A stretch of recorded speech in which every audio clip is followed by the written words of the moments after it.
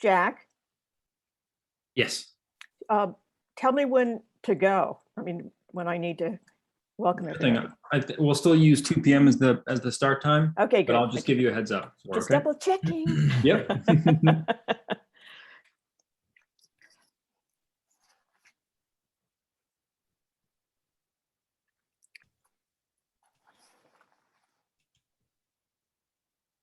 Hi, everybody. Hi. Good to see you. Good to see you too. Hi, David. Hi, Mike. Hi, Walter. Hey. The gang's all here. Yeah.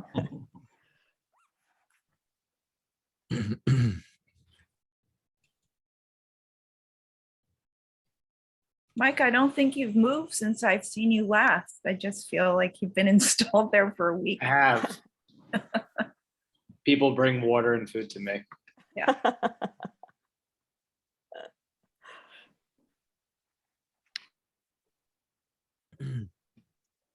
You're nervous, David? It's all good. A little bit. Yeah. Well, you're very experienced. Thanks. You know your It's a- subject. It's always good to be a little nervous because that means you're on your game. Otherwise, you take it Just for be granted. relaxing. Yeah, you gotta say, hey.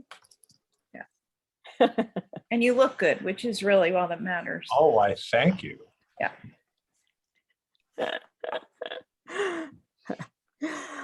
Lauren Glenn is really good at this.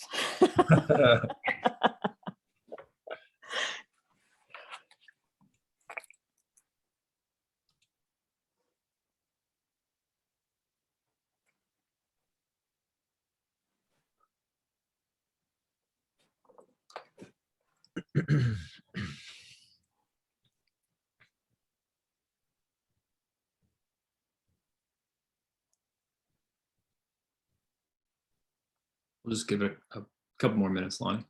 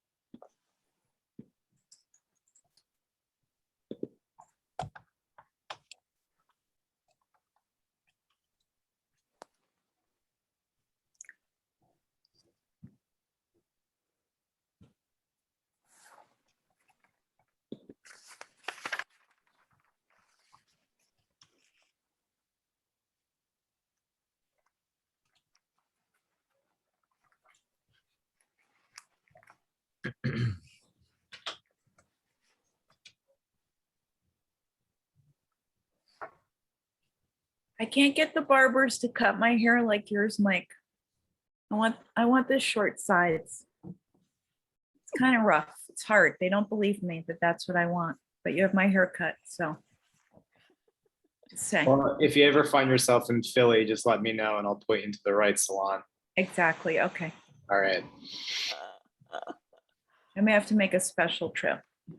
Be worth it. It's Yeah. good to get a good haircut. Yeah. Good one. Lonnie, whenever you're ready. Good. Hello, everybody, and welcome.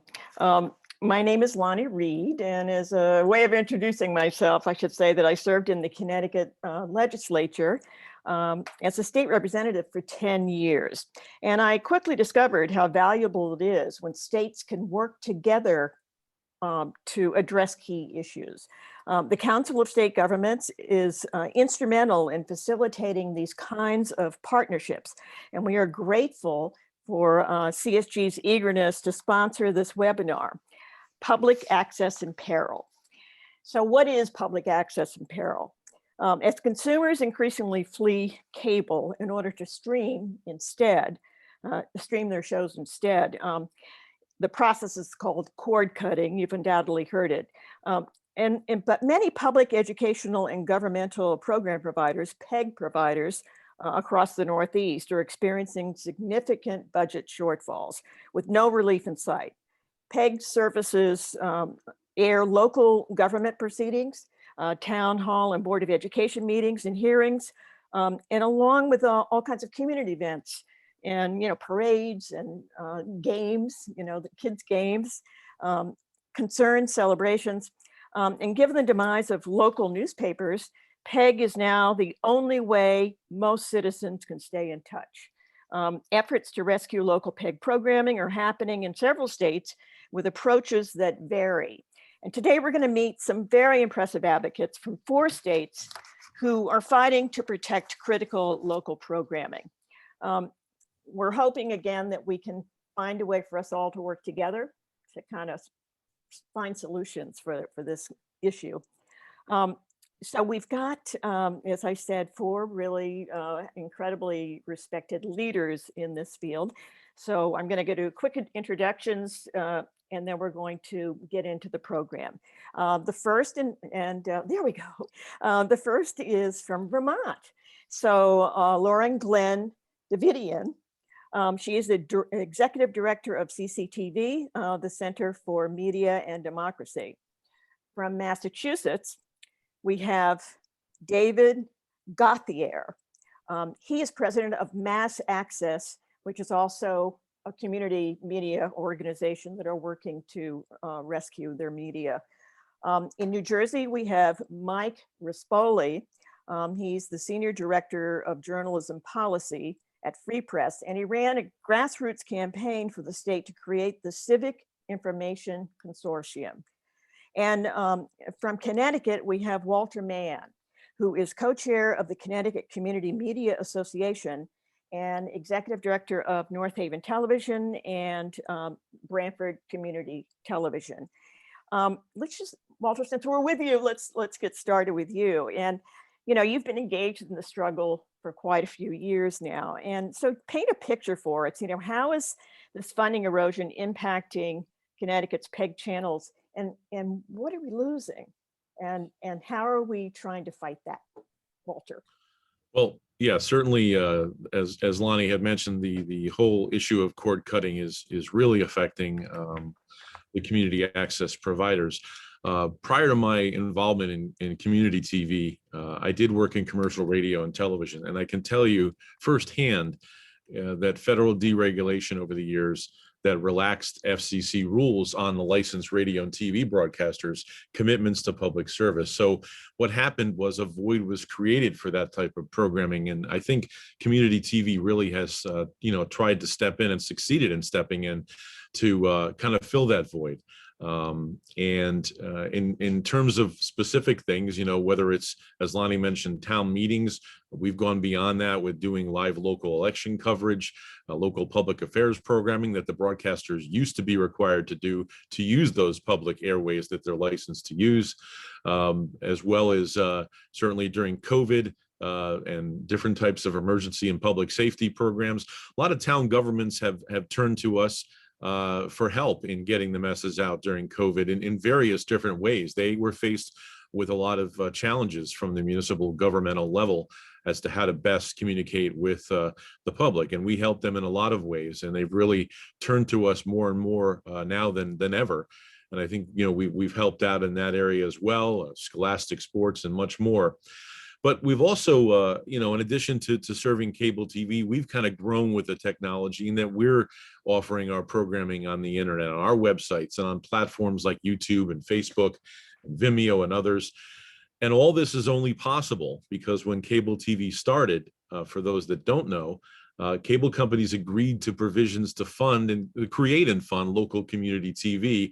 And they did that because they had to use the public rights of way where the telephone poles are that carry their cables to provide their service. And so they agreed to do that back in the 70s. And that's really what, created community TV. Unfortunately, technology has passed the laws by. And the cable TV companies, of course, are losing the traditional cable subscriber to streamers or cord cutters, as Lonnie has mentioned. And the cable companies themselves have kind of used those antiquated laws, to push their case that they only need to fund cable TV subscribers as far as the funding mechanism for our community TV stations. So as more cable subscribers drop off, we lose our funding, and that's a continual pattern that we see, and it's just increasing.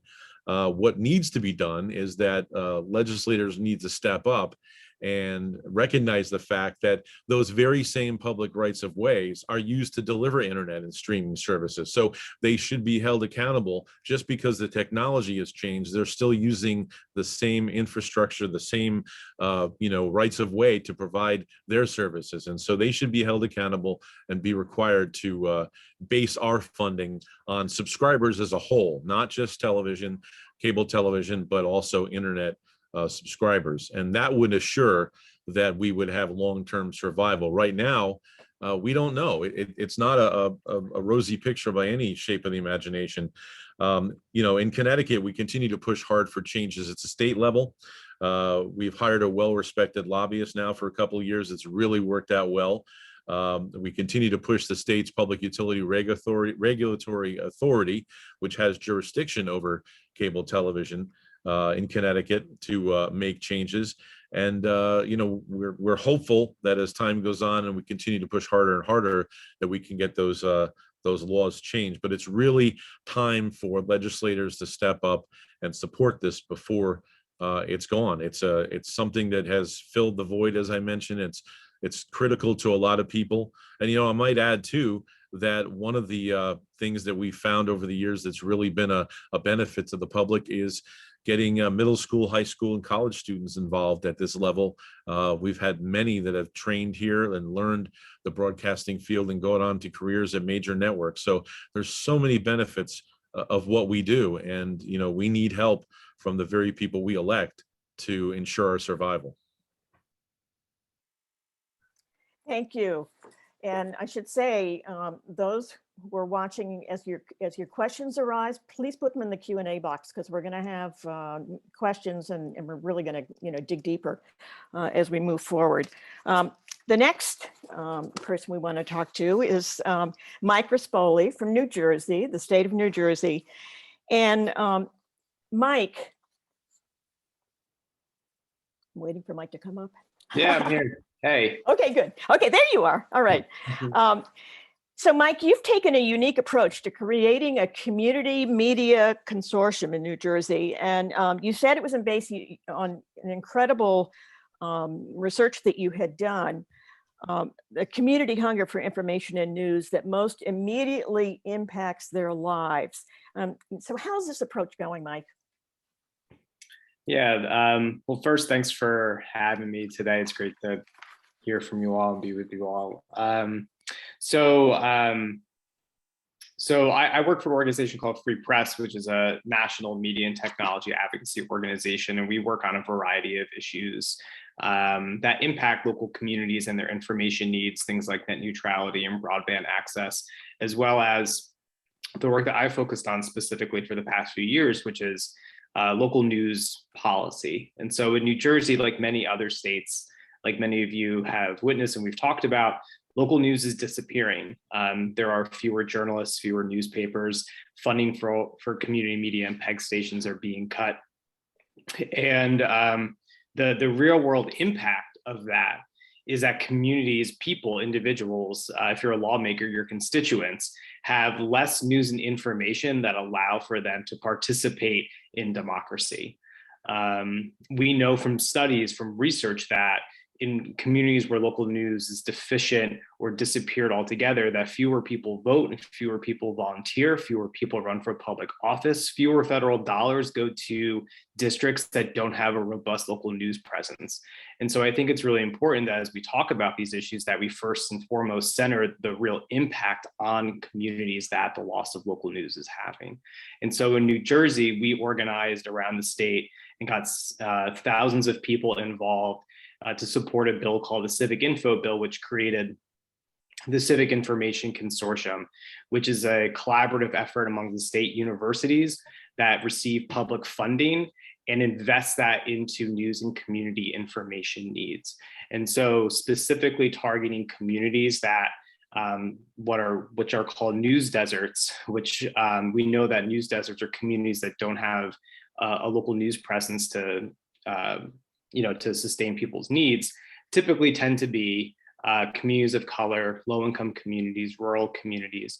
We know that communities that have been the most impacted by this are folks who don't have commercial media necessarily, a newspaper still serving their town. And so, so what the consortium does is that it invests public dollars into those communities in local news projects, in civic technology projects, and strengthening libraries and strengthening community collaboration. And we use this approach in New Jersey because we know that communities themselves have different needs, and kind of like a blanket statewide policy or investment in public media wouldn't necessarily meet what these specific needs are. And so I think by investing public funding into communities, promoting media entrepreneurship, promoting more civic dialogue, we're just starting to see the consortium now, years later, making those grants, and it's really exciting the types of projects they're investing money into. Some of them look like traditional news outlets and some of them don't. But I think what's really exciting about it is that this is a new model that I think many other communities and states can replicate. And the last thing I'll say before I pass it back to you, Lonnie, is that I think what's the most interesting thing that happened in New Jersey was that this was an initiative that sprung up from grassroots organizing, from public campaigning. People from all around the state signed petitions, showed up to events, shared how the loss of local news has impacted them. They testified before committees, they lobbied in the State House. This is an issue that people do care deeply about. Maybe they don't care about local journalism, but they do care about getting news and information about where they live so that they can be connected to their neighbors, so they can know what's happening at the local school board meeting, so they can know what's happening in the State House. And so I think that there is a lot of support for new types of public funding for local news. In New Jersey, it was a bipartisan effort. It was something that brought in stakeholders from all around the state, different communities, different political affiliations. And so I think the one thing that we learned was that, states, municipal bodies need to think about new ideas for how public policy can best support the needs of their constituents and the people that they represent. Thank you, Mike. That's very intriguing. And again, if people have questions, put them in the question box, because we're going to circle back and deal with that. Our next state is Massachusetts, which actually has, I think, the last count, more community media outlets than any other state. So it's a long tradition in Massachusetts. And David Gauthier heads a collaboration of these media centers. And I know, David, that you've introduced legislation for a couple of years, your organization, and I'm wondering, what it says and how it's going, and also give us a flavor for the kinds of programs that folks in Massachusetts really care about. David. Sure, Lonnie. Thanks very much. I'm not sure if we have the most here in Massachusetts, but we do have the most per capita. So, okay. It sort of depends on the population, I guess. So just a few words, and thanks to everybody for being part of this great group. I just want to reiterate that this issue that we're talking about is real, and it's something that's upon us at this point. Those of us in community media have been talking about the eventuality of this decreased funding for many, many years. And in fact, in Massachusetts, I've been involved in this organization, Mass Access, for about 6.5 years. And we've been talking for several years past about alternative revenue and how do we bring more funding into our operations. What we're realizing, though, unfortunately, is that no amount of production services or program sponsorship is really going to solve the problem that we're facing. And it's also coming a lot more rapidly than we could have predicted. Just before we got on, I did a little bit of number crunching, and I looked at cable subscriptions in Massachusetts from 2014 to 2015. The difference in the drop-off was less than 1%. Not too bad. The difference between 2017 and 2018 was 3.2%. So you can start to see it's steepening. The difference from 2019 to 2020 was 7%. So it's something that's happening quite rapidly here in Massachusetts. So what we've tried to do is introduce a piece of legislation that would update existing law. Our main contention is that streaming companies are using the same public rights of way that the cable companies are using to sell their products. So companies like Amazon, Netflix, Hulu, they're not paying a dime back to the municipalities or to the states where they're making all their money. So we introduced this legislation back in 2019. And in that legislative session, I don't think the legislation was quite ready for it yet. It got sent to study. So we reworked it and reintroduced it in 2020 and 2021, excuse me. And it is now in both sides of the Massachusetts legislation as House Bill 130 and Senate Bill 2200. They have slightly different titles, but it's the exact same text. And I just wanted to mention too that it's important to note that this is not a novel idea here in Massachusetts that we came up with. In fact, many states are already collecting assessments on digital goods, including streaming video, mostly in the form of a sales tax. And this is sort of gaining momentum, I think, across the country. In fact, just this morning, I saw that there are a couple of towns in New Jersey who are fixing to sue Hulu and Netflix for a portion of their revenue. So this is an idea that is sort of catching on throughout the country. But in Massachusetts, we're hoping to take a slightly different tack on it. And what we're trying to do is share those funds collected. So it's not a money grab for community media. The way we have it structured is that 20% of the assessments collected would stay with the state, 40% would be distributed to the municipalities, and the other 40% would be distributed to the community media centers who serve those municipalities. To our knowledge, this is the first legislation of its kind, and we're happy that this model is being investigated in other states as well. To this point, it has about 80 co-sponsors in the House and Senate. We had a very successful legislative briefing in June, and we're hoping to garner more support as we gear toward a couple of hearings in September and October. We've been doing sort of as much campaigning as we can on social media, telling our stories and telling of the success, especially during the COVID-19 pandemic, all the things and all the gaps that community media in Massachusetts filled as we went forward. You know, there was so much response from the community media field during the COVID-19 pandemic, and I couldn't have been happier with the way that our folks handled themselves and really stepped up to fill in the voids that were being created. Parishioners who needed to attend services when their houses of worship were able to do so thanks to community media, who solved issues and went ahead and helped out these houses of worship to do live streaming. Public schools and students didn't have access to the tools that they needed or the very lessons that they were supposed to be getting from public schools. Community media stepped in and sort of helped close that digital divide.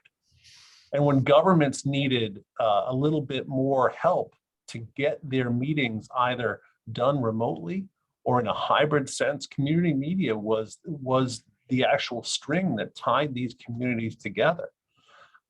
We've been working so much with older adults in the community in Massachusetts here to try to stem this terrible trend of social isolation and loneliness.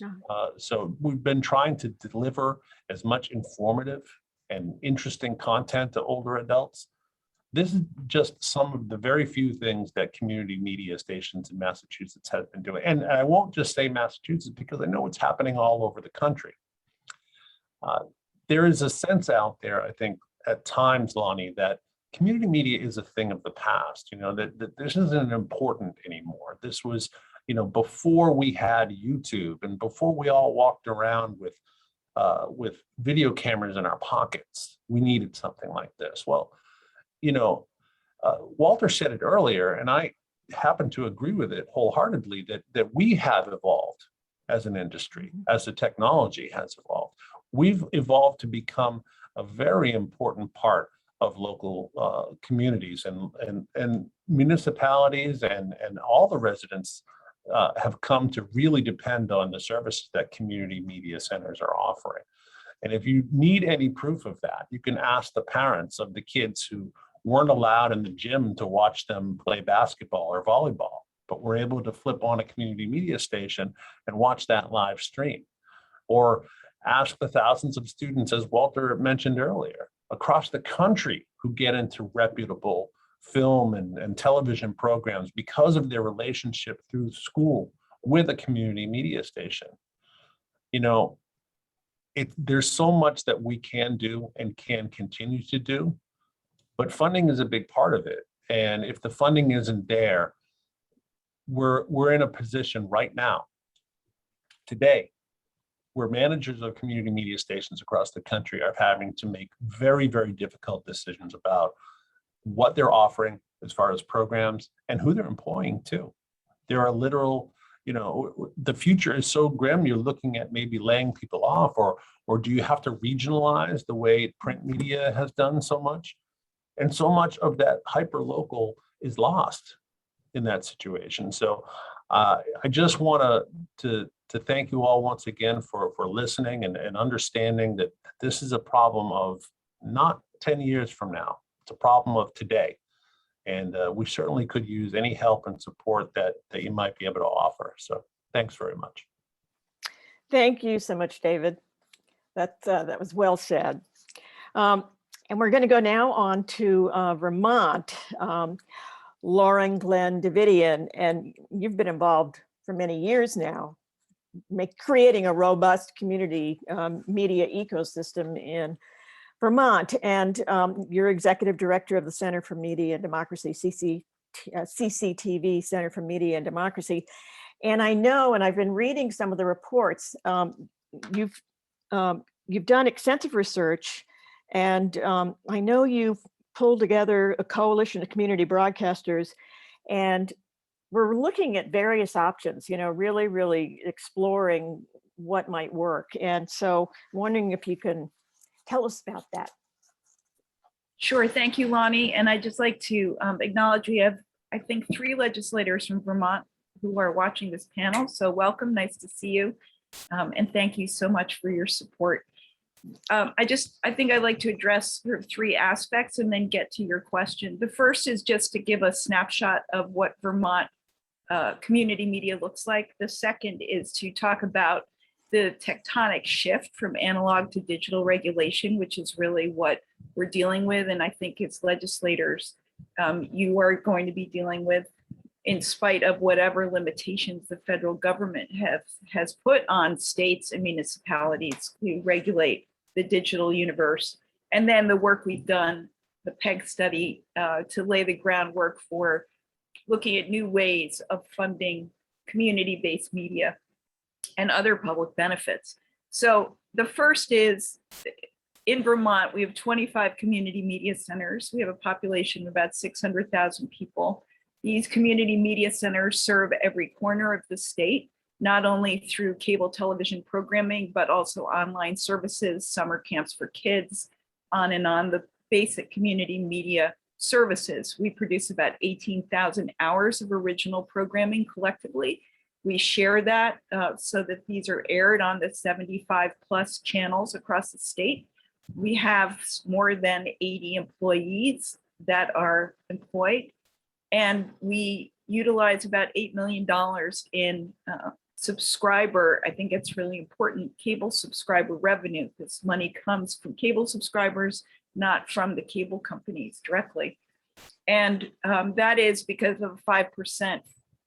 It's not strictly a franchise fee, but a kind of franchise fee for operations, and about 0.5% that is spent on capital investments. We were identified by the Vermont legislature last year as an essential service during COVID because of the role that we play in continuity of communications anything from the governor's regular press conferences, which we arranged to have streamed and have continuously been streamed, to hybrid public meetings, municipal meetings, greasing the wheels of democracy so that they can continue, and also community functions like graduations and church services. All of this switched to hybrid very quickly. Switched to virtual very quickly. And now we're in the process of switching to hybrid coverage, in person and virtual simultaneously. And that expertise is really important and valuable for our community at this time. It's an indicator, I think, of our community resilience. And also, it's a really strong indicator of the kind of state level support that has been given on the regulatory and legislative levels and local levels to community media. There is, as Mike said, an emerging communications deserts for local newspapers are closing, and legacy local media funding models are collapsing. And that is affecting the kind of information and knowledge that the people in our communities have access to. I think it's really important to understand that cable franchise fees, which are based on the commercial use, it's a public benefit given in exchange for commercial use of the rights of way, is based on an analog regulatory model. And both cable, public educational and government access cable, which depends on the public benefit on the communication side of federal regulation, and E911 and universal service, which those services depend on a public benefit on the telecommunication side of federal regulation. Both of those are being affected by the decline in use and the cutting not only of the cable cords, but the conventional television cords. And so the public benefit model is based on an analog period of time, and it has not been updated to reflect a digital period of time. An internet service is not considered either a communication service or a telecommunication service. It has been classified as something entirely new called an information service. And in our business, we say it's not a floor wax or a dessert topping, if you remember the Saturday Night Live skit. And so the federal government has tied the hands of states and localities on what kind of public benefits can be required from information services. So this is sort of the fundamental challenge that we face, is that the revenue from the analog era public benefits is declining rapidly. And we have not updated telecommunications tax policy on the state level, local level, or on the federal level. And that is leaving it to the states and localities to come up with this hodgepodge of solutions, which is what we're talking about today. So while Massachusetts is looking at a streaming tax and sort of identifying this nexus between public rights of way and streaming services, which could be argued, but that's the case Massachusetts is making. The PEG study that the legislature, PEG meaning Public Educational and Government Access, that the Vermont legislature funded and that came out in January, talks about a revision of the entire public benefit structure in the state, looking at a updating of telecommunications taxation policy that affects, as I said, not just cable funding, but E911 services and universal service funds. And the one of the key ideas, which is different than a streaming fee, tax, assessment, however you want to call it, it does depend, is one of the ideas. But the other kind of core idea, which I think ties right into the right of way use, is this idea of putting a fee on pole attachments. And the pole attachment fee could offset about maybe up to $4 million in funding for all of these communication and telecommunication public benefits in Vermont. So it's not yet reached the level of legislative debate. There are a variety of opinions on whether there are the legal legs for pole attachment fees. There are a lot of competing pressures because the state of Vermont, like many rural states, is trying to get broadband out to as many communities as possible. And a pole attachment fee is seen as possibly a deterrent to those community-based broadband projects. So that's not a highly loved solution. And then there are the questions of the federal right-of-ways, which have their own fee structure that is limited to cost and not to cost plus public benefit. So there's a lot to be discussed here, but I think what's really important for the legislatures in the room to understand is that you are being called upon and are increasingly going to be called upon to rethink your telecommunications tax structure and to do it within the limited confines that the federal government has given you to solve this problem. All of that is to say, I think that Mike very well spoke to the community organizing that goes into convincing legislators that this is an important thing to do.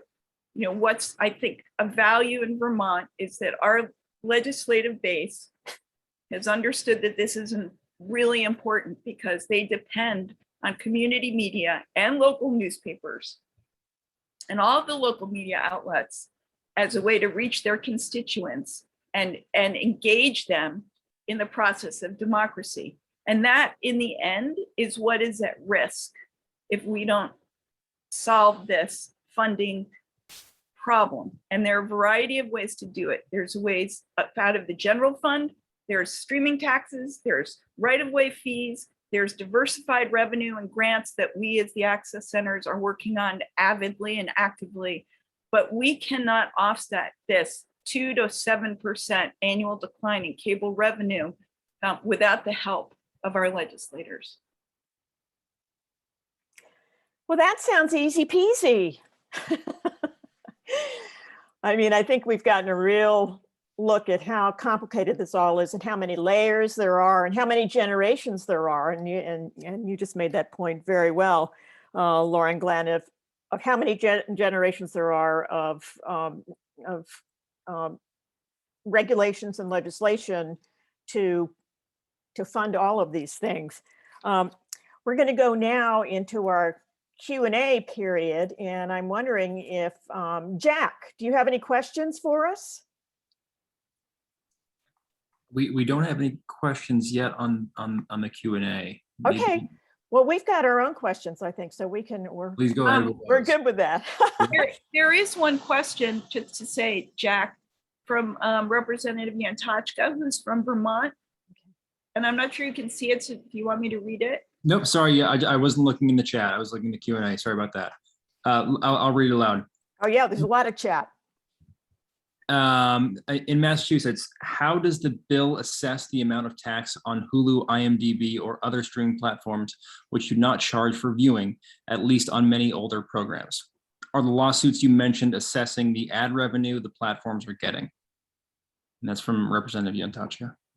So the answer to that one is that the amount that the companies would be assessed is based on the gross annual revenue, just like the cable. So if they're giving away programming for free, they're not really making any money on it. I think that you could still get some of that free programming, you know, but it's important to note here that what we're trying to do is put the onus back on the companies, not on the residents. And as far as the lawsuits, I can't really speak to them. They're not really in Massachusetts, but I assume it's the same sort of thing. It's gross annual revenue, whether it's coming from ad revenue or from subscriptions. It's probably all lumped in together. Okay, and Joan said it's a flat 5% fee on each streaming service. And Joan is a sponsoring representative here in Massachusetts, and she's wonderful. So I am very glad that she's here. Oh, great. Excellent. Representative Godfrey in Connecticut had his hand up. I'm going to allow you to ask a question live. That's all right. Bob, give me 1 second. Great. Good to have you with us, Bob. How are you, Lonnie? I'm very well. You look very well. Well, Good- thank you. And it's just so good to see like people, even if they're talking heads on I know. computer screen. In little boxes, yeah. I know. I've been involved in CSG now for over 30 years, and I just miss the camaraderie. I miss the before and after discussions that go on after these things. One of the issues I'm curious about is the cable industry is so diverse in that, we've got 169 towns here in Connecticut, all based on how far an ox cart could move in a day in 1776. And so we have almost as many cable companies, because they pretty much are apportioned here by town. I'm in Danbury, Connecticut. We have Comcast, but when you go to the suburban towns, they have other cable TV companies. And what that does is it means there's no ability for the cross-border government information and meetings and that kind of thing to be able to be accessed by people not in the town. Now, we've had in Connecticut the Connecticut Television Network, which is a state government owned and operated television station that's both does cable and streaming. So people do have incredible access to the legislative process and procedure and meetings and public hearings, executive branch agency meetings and press conferences and even judicial branch things like the oral arguments before our Supreme Court. Is Connecticut that unique in its inability to kind of grow outside of these ancient town lines to be able to, in the 21st century, to be able to communicate with not only our constituents, but those of people around us? It seems to me to be an obstacle. Walter, did you want to start with that?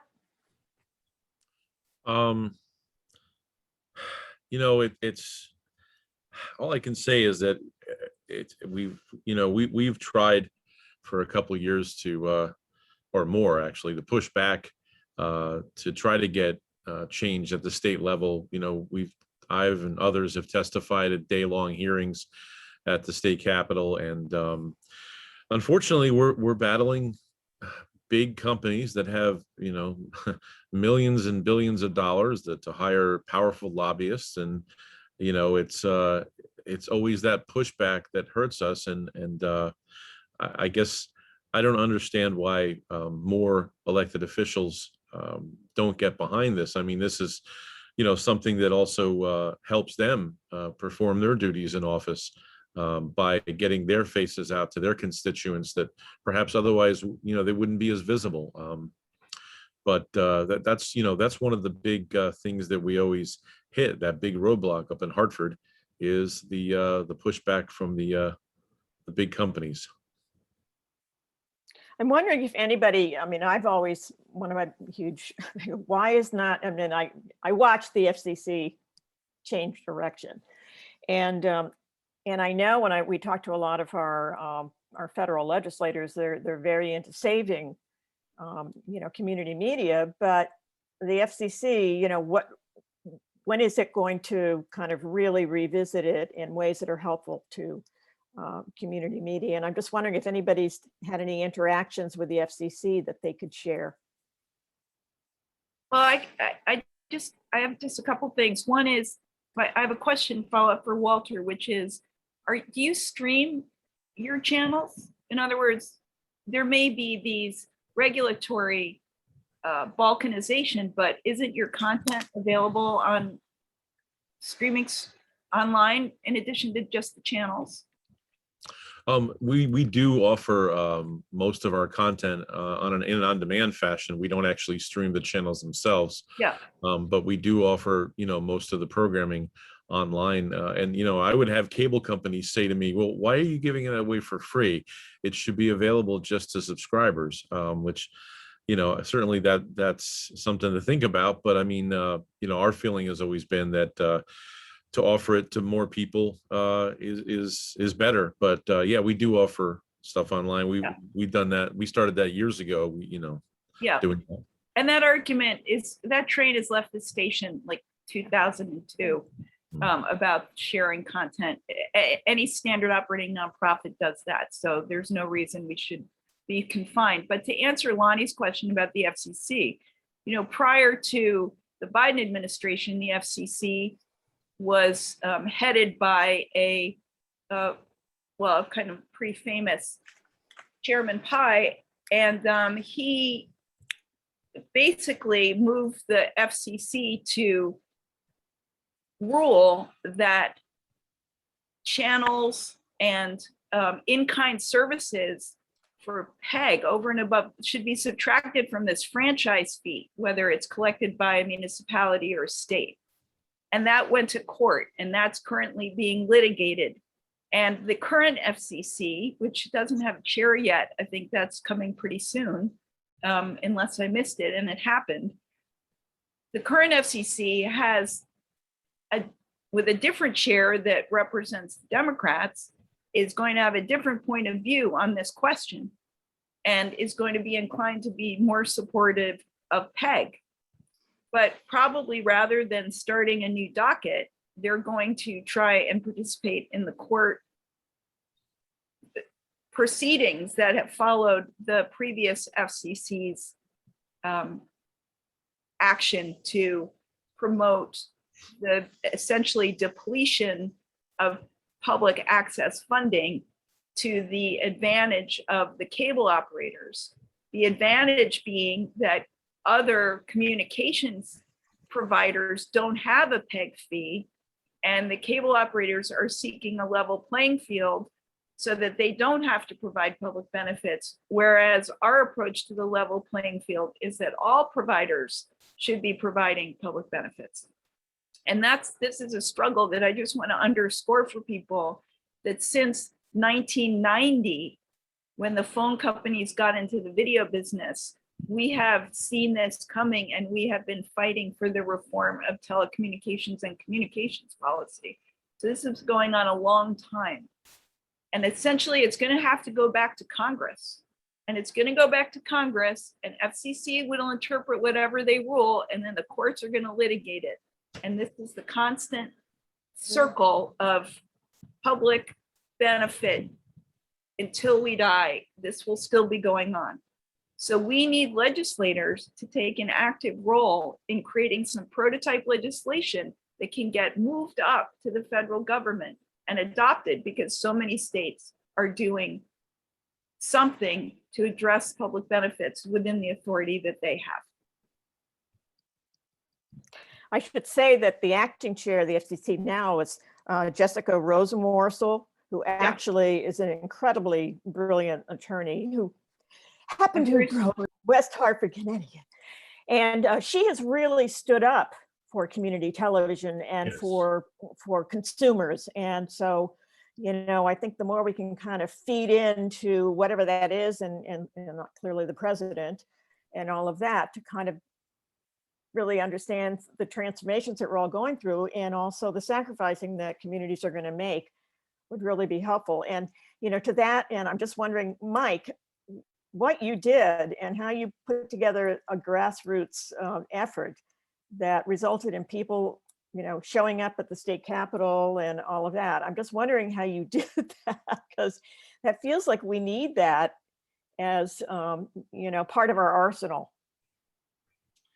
Yeah, I mean, and I think what's kind of linked to the really good points that other folks here made is that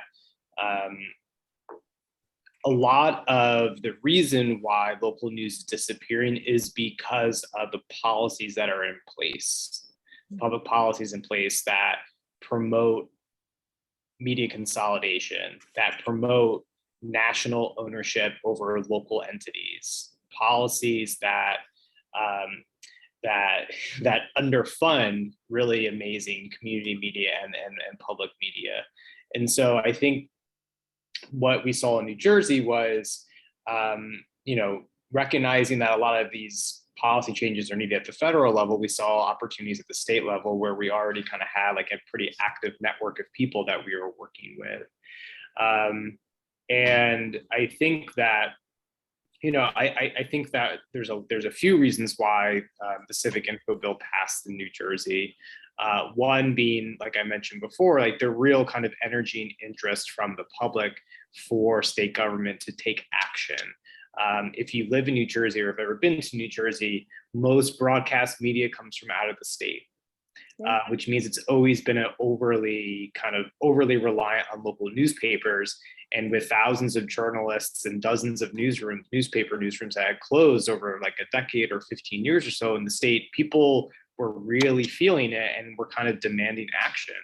And I think something that's kind of come up here, whether you're talking about, Comcast, or you're talking about Gannett or Alden, who are huge newspaper owners, the business model of local news is broken, and in many ways is in direct conflict with better informing communities.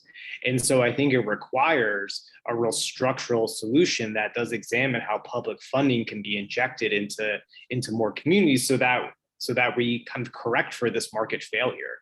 And so I think if we're going to see, if we're not going to see action at the federal level, I think it is really interesting to look at what states can do, what local municipal governments can do.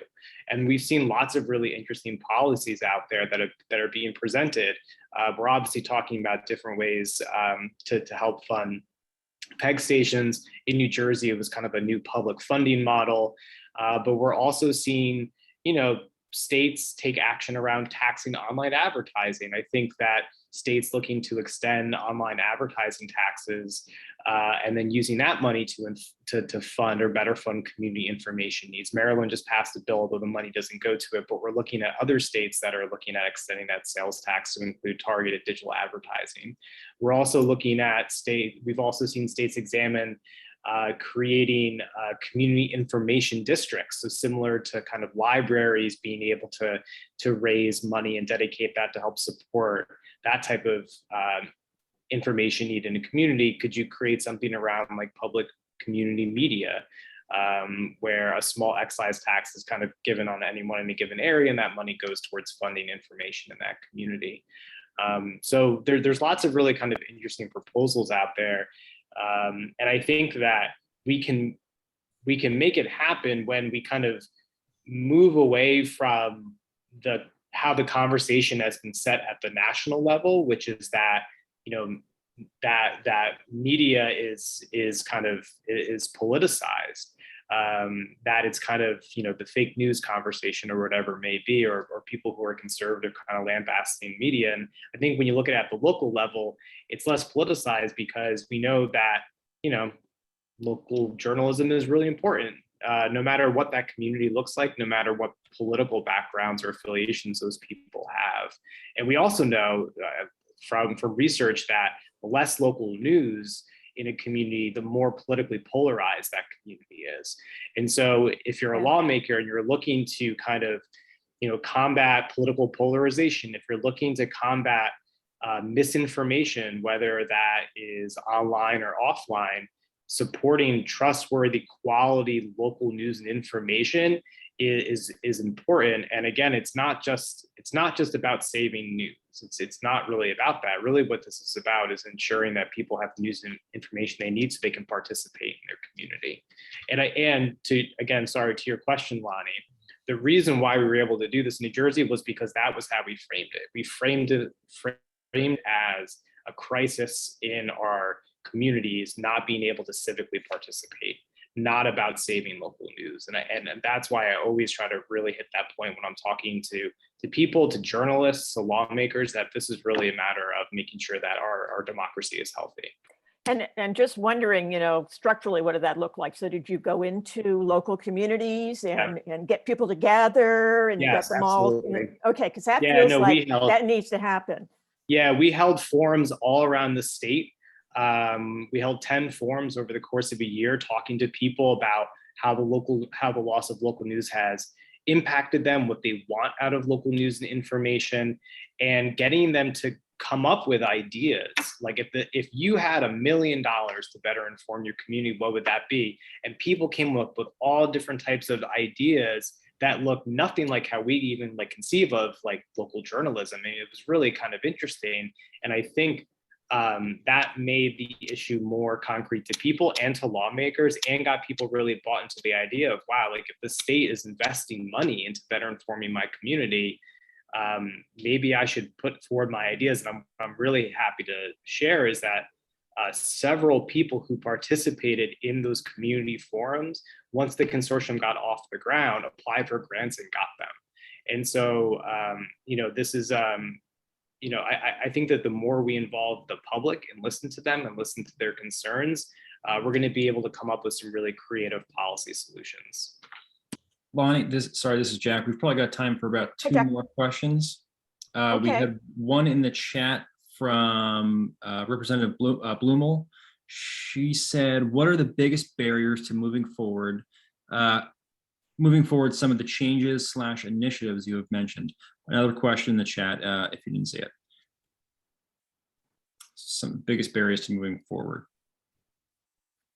Lauren Glenn, do you want to start off if she's one of your legislators? We were speaking, thank you. Nice to hear your voice. I was speaking with another legislator earlier this week, and what she said was, there's not enough understanding of the urgency of this question. And that's interesting because it's so urgent to us. It's just big and loud in our ears, and that doesn't mean it's shared by everyone else. So I think being able to translate this issue in a way that is people find alignment is number one, which of course can be done. And I think Mike has got a great example of how it was done in New Jersey. And then I think overcoming the federal hand tying, the federal preemption of state authority is going to require some creativity. And I think it's going to require a short-term solution and a longer-term solution, at least in Vermont. So that would be, I think others would have some other to add. Walter, yeah. Yeah, I just want to add quickly. I know time's running short, but I really think what Michael said was a great example. And I don't have a lot of faith in the FCC. Whether it was the Bush, Clinton, Obama, or Trump administration, all I've seen throughout the years is deregulation that has affected localism negatively. And I hope that maybe Jessica Rosenworcel will be different, and that that's going to be a good thing. But I'm not too optimistic just based upon the past performance of the FCC. And I really think we need to push it from a state level. Of course, as Lauren Glenn mentioned, the key thing is to find ways to effectuate change without, being blocked by the federal preemption of state regulation of broadband and internet. Well, I think that pretty much wraps it up, but I have to say, I'm leaving here feeling optimistic that we're talking, and hopefully we can expand the space to include other states and other input, and come up with some sort of a collaborative regional model because I think we're absolutely right. I chair something called the Connecticut Green Bank, and we're dealing with a lot of energy issues, and we're only getting, real traction when we regionalize, when we're really going in with Massachusetts and Pennsylvania and Maryland, and that's what gets their attention. So I'm really grateful to CSG for facilitating this program, and please everybody check back with CSG. We've got links, we've got ways to stay in touch so that we can create an action plan going forward. So I thank everybody. I thank all of our panelists, incredible input. You've done a lot of work. I thank CSG, and wishing everybody some good local news. Bye-bye. Thank you. Thank you, everyone. Thank you, Lonnie. Thank you, Lonnie. Thank you.